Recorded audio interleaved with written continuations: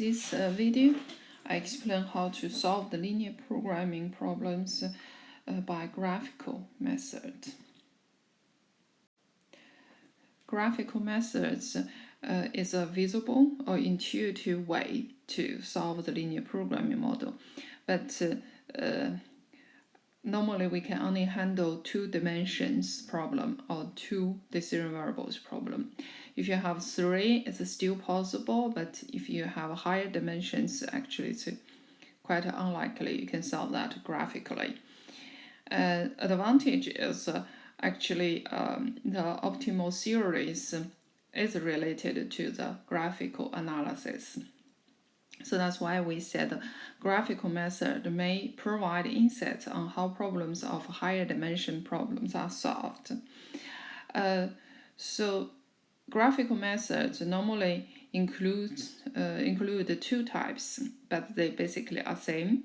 So one is called a level or SSO line method, another one called corner point method.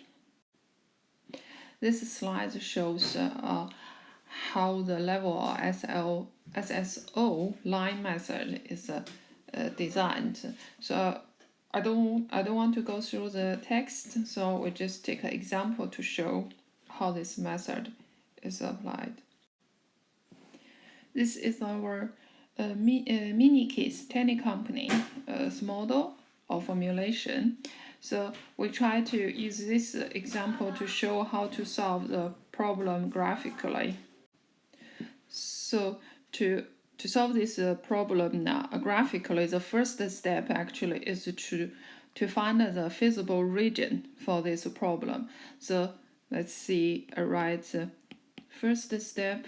I try to find a feasible region. Oh, sorry, I wrote it.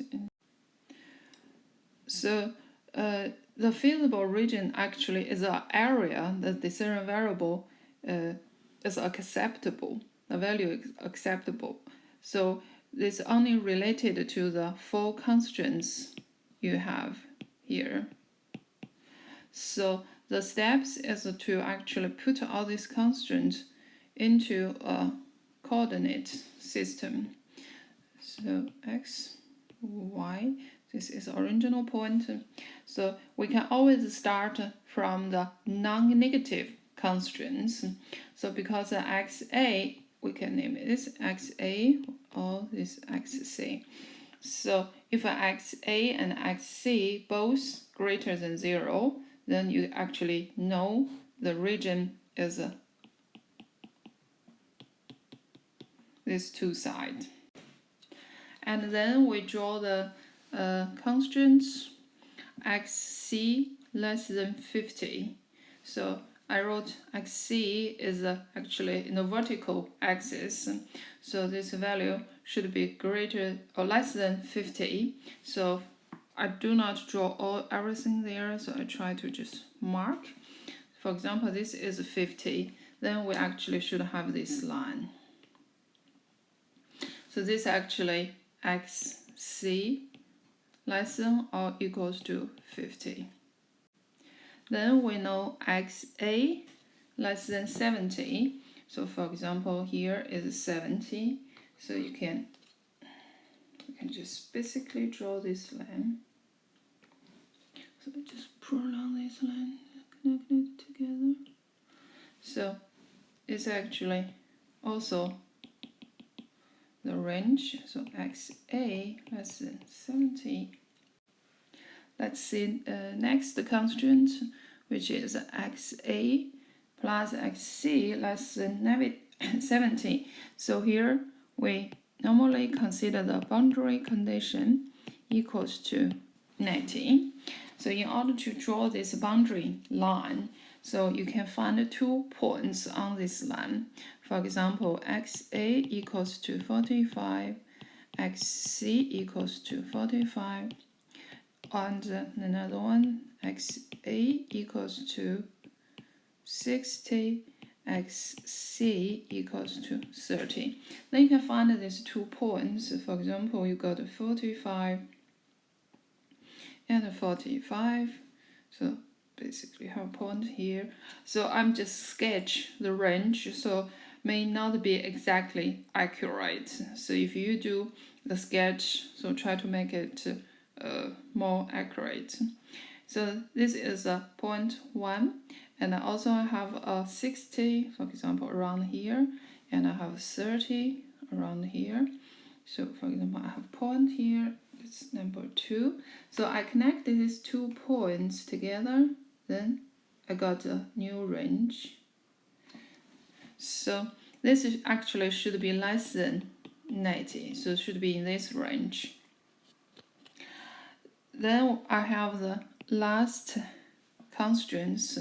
So then you have a boundary condition xa plus xc equals to 120, and then you try to find 2 points on this line. For example, xa equals to 60, then xc equals to 30, xa equals to 40, xc equals to 40.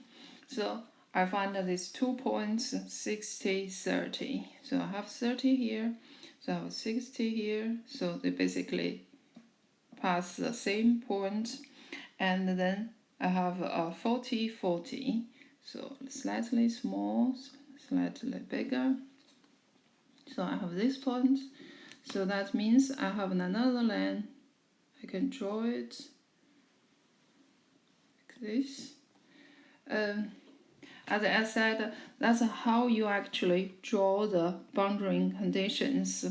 Here I may not done that accurately, so that's actually basically you find the range. If I have a eraser, I can erase the I can try to erase the unfeasible points.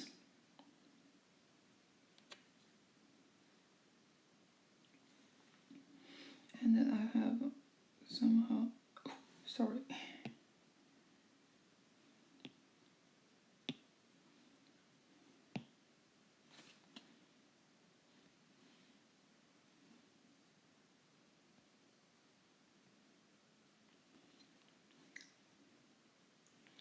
So just try to fix this line, and it's somehow a little bit here. So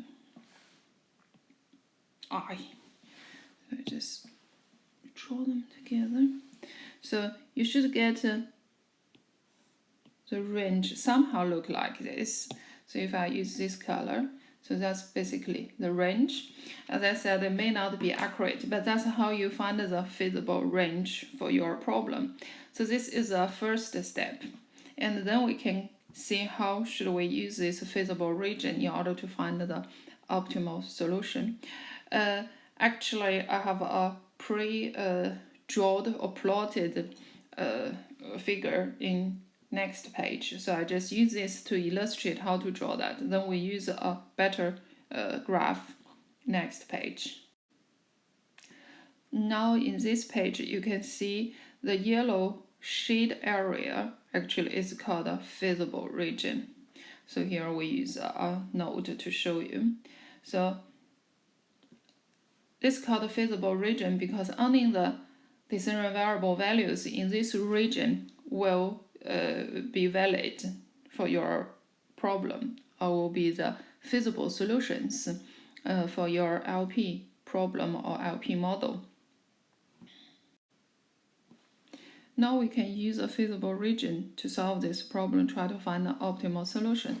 So the method is actually called the leveled line method. So if you remember, so I can write the objective function here. It's 20xa plus 10xc is objective function. If we try to draw the leveled lines, for example, we let zeta equals to 100, then you have the leveled objective function line equals to 100. So this line will pass, for example, if xa equals to 0, so xc equals to 10, So if xc equals to xc equals to 0, then xa equals to 5. So you actually find 2 points on this line. So 0 and 10, and 0 and 5, somewhere here. So if you try to draw this z-value lines, so you actually can see I draw this line. This line actually is 20xa plus 10xc equals to 100. So that means your objective function will be 100 when the decision variable's value are on this line.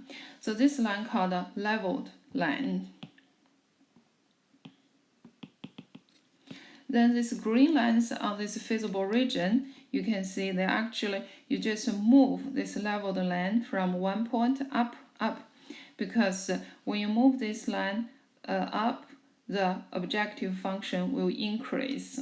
So this direction, the z-value will increase.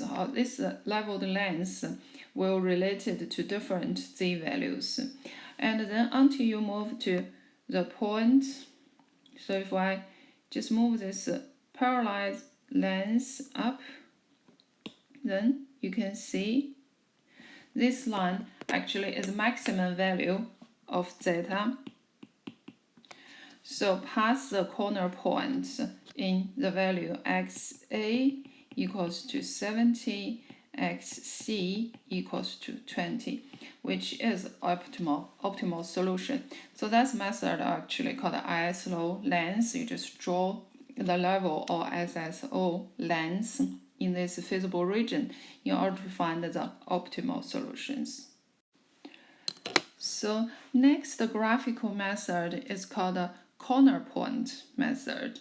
Here you can see this method actually is based on the mathematical foundation. So we know the optimal solution to an LP problem will always lie at a corner point of the feasible region. We actually have proved this in the previous ISO method. But we can actually directly use this observation. So the method is the same. You still need to go through the different steps. First step, draw the feasible region or identify the feasible region, and identify and list all the corner points, then calculate the objective function value at each corner point. Now in this slide, you can see we have marked all the corner points. Of course, the 0, 0 is also the corner point, but obviously this value is not the optimal because the objective function value is low. And then you can see we have 2, 3, 4, 5, 6. So you have all these corner points found, and then we list all these corner points and also find the variable values for these points, and then calculate the objective function based on the model. Web page.